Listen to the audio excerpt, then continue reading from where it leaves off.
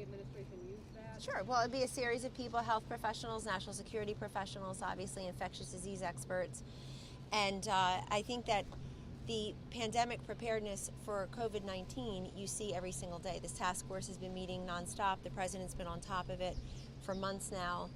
And today he'll have a very exciting, great day to be at the White House, really, and covering. He'll have a great announcement in the Rose Garden around the lunch hour about this vaccination development update. He'll be unveiling 2 professionals who will be leading the effort. But that comes quickly on the heels of the FDA cutting a ton of red tape and regulations to allow us to already be developing therapeutics and vaccines. He'll remind everybody that starting January 11th, NIH was developing a vaccine when I think the different configuration of COVID-19 was first posted publicly. Are you Hogan Gidley? You look like him. And that March 2nd, we had the commercial labs here in the cabinet room. So the president welcomed them in his opening remarks. He said we're here today to talk about developing therapeutics and vaccinations. And today he will talk about how health professionals and the military and others, the private sector, public sector, will be fully engaged in the development of this vaccine at warp speed. Really the fastest and most, I think, broad-reaching project of its kind since the Manhattan Project. You mentioned the labs. There's a study out that raised some questions about the Abbott device that the White House is using. Are you familiar with that? Is the White House going to change? I've seen one study, but we're there. I'm going to leave you and go get tested. I'm sure Hogan just did. We're tested every day because we are in frequent contact with the president and vice president. I myself are not prepared for an acting president or President Pelosi, so I'll wear a hazmat suit, red and ruffled and belted, but a hazmat suit with the president and vice president if I need to avoid that unfortunate occurrence. How's it going over there? Are you good? You good? You get him. I want that picture. So I'm guessing you're wearing a mask around the president. I'm wearing a mask around the president, absolutely. Kellyanne, Yes, sir. There's this narrative out there. It's not just what you did, but when you did it. How are you guys going to push back on the fairly persistent argument that the administration was slow to act, even though it got things started eventually? Well, I see that narrative being pushed consistently on some networks, Joe. But the facts are as follows. We have ramped up testing to an extraordinary level and will continue to. I think you want to quote Admiral Jawar, our ASH at HHS, who is also our testing expert, who believes by September, I think he said about 50 million tests. You can go and quote him from the other day. Those are diagnostic tests, but we're also working on convalescent blood plasma. That's the whole purpose of the Vice President being at the Mayo Clinic, even though the main topic ended up being something else in the coverage, oddly. We're also talking about sentinel surveillance. We're talking about contact tracing. There's different kinds of testing. But also what we've been able to do with the therapeutics and the vaccination developments is really it's with a skill and a speed that is quite unusual for government agencies and government organs. Also, the trillions of dollars that has been invested in the industries and individuals who are suffering greatly because they're unemployed and because they fear that their businesses are on the precipice. Also, the president has deployed over 36,000, probably closer now to 40,000 National Guardsmen to help throughout the country, stand up hospitals, go and clean the nursing homes in a major way. He's dealt with the G7 leaders. He's working collaboratively with Democratic governors. I mean, there's so much going on that only a president can do, deploying the USNS Comfort and Mercy, allowing these field hospitals, I think chopping down these regulations and red tape that always seem to be in the way of helping more people. So we know many things. We'll continue to do it. The president himself 2 weeks ago today said that, or yesterday, that victory will be when the virus is gone and people are back to work completely, but that you can never claim total victory because of all the precious lives lost. But we're just going to keep chipping away at this day by day. And I think it's important to, get the facts out to the folks, what's there to help them, what they can avail themselves of. Back to that Abbott last question, which is like a really important question because it sounds like 50% of those... Well, you're looking at one study. Right. So Abbott Labs has not confirmed that study. In fact, they pushed back. Is there some concern? Is there some investigation? Is there some going back to try to see if, in fact, this is true? Or like a confirmatory test. Should everyone get a second test with another device? Is there some pressure? Well, wait, there are different tests available here. That's not the only test available here. I'll just say that. Speaking of Speaker Pelosi, is the White House working on a succession plan in the case that the president and vice president Pence are impacted by the virus at the same time?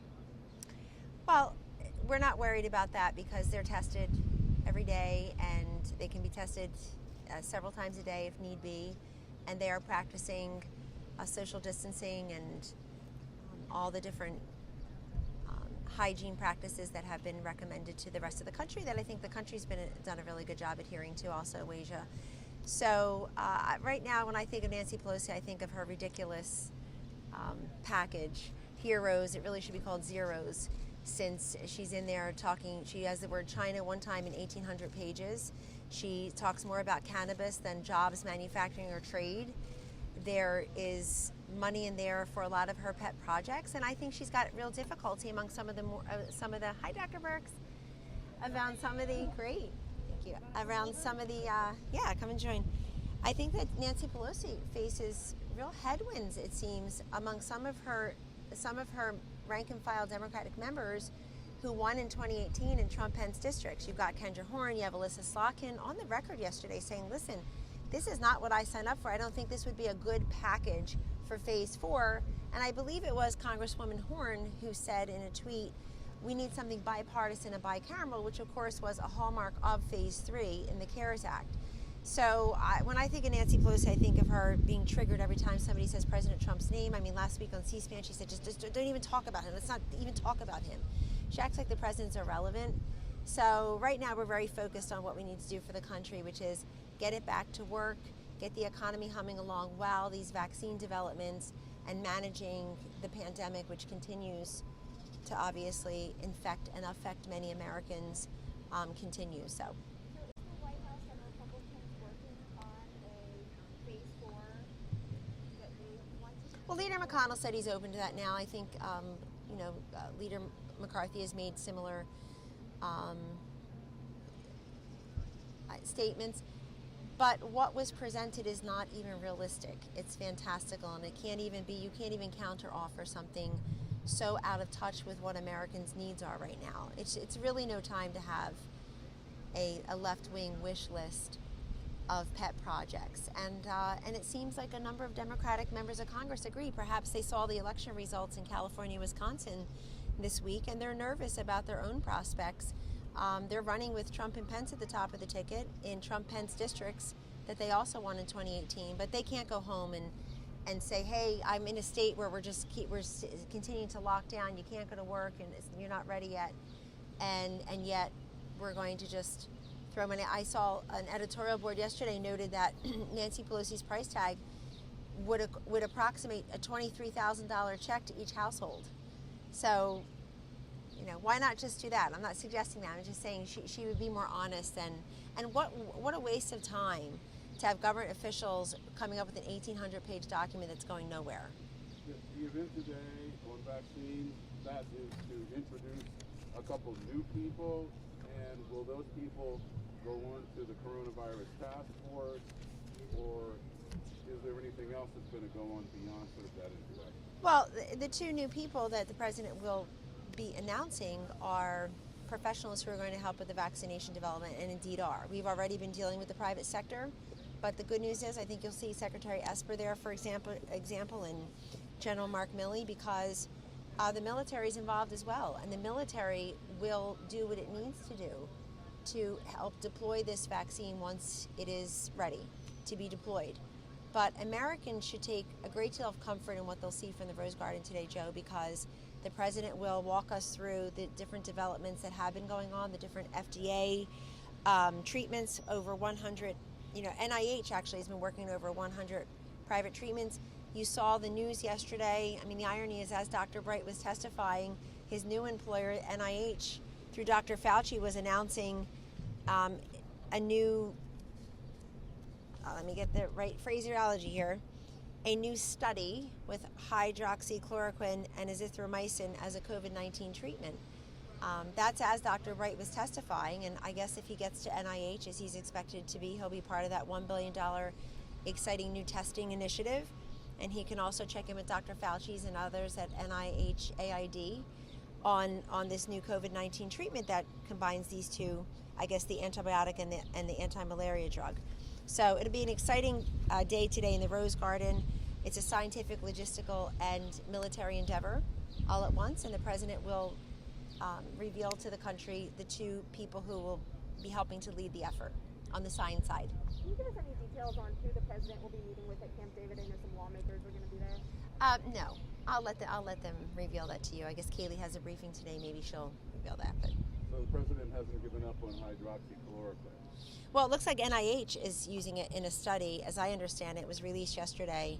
Hydroxychloroquine along with azithromycin as a COVID-19 treatment. These are 2,000 adults who are COVID-19 patients, and it's Dr. Fauci who's, yep, we urgently need a safe and effective treatment, and he's saying repurposing existing drugs is an attractive option. It's going to move them quickly into clinical trials, accelerating potential approval. So he is not a skeptic, and he's right in there. So Is the president going to continue traveling, making trips like he did yesterday? I sure hope so, because it's really important for him to go and remind Americans everywhere in their towns, in their communities, what's being done. And I think the more that the president can highlight the goodness and the greatness of the American people, the private sector, how well they work with the public sector, individuals, how much they've stepped up, donating to food banks, donating to blood banks, checking in on elderly relatives and neighbors during all of this, and then showing in the cases he did yesterday in Allentown, Pennsylvania, the way some of our manufacturers have been able to repurpose what they do, or really came together when they see there's a need for masks, or there's a need for testing or PPE and the like. So yes, he will continue to do that, and that's good, as will the vice president. Can you talk a little bit about how these two people on the vaccine development team are going to meld with those existing efforts that started on January 11th? How does that? Sure. Well, you know what? They'll both be there today, and they'll be making remarks, and perhaps they'll even take your questions. So you should ask them that. But I think what I'm trying to say, is, Betsy, is that it's a continuum. This isn't starting today; it's continuing today. And in the president's remarks, he will recount and review the facts and figures of what has happened since what date on vaccine development and therapeutics development. And frankly, what the FDA has been able to do in record time should really excite and relieve many Americans, that we're able to ramp up in short order and cut through that regulation and red tape. Same thing at CMS, what they've been able to do with hospitals and nursing homes, HHS, all of the adjuncts. It's been pretty exciting. Anything else? Anyone? Have a great day. Going to go get my Avid rapid test. So, see you soon. Take care.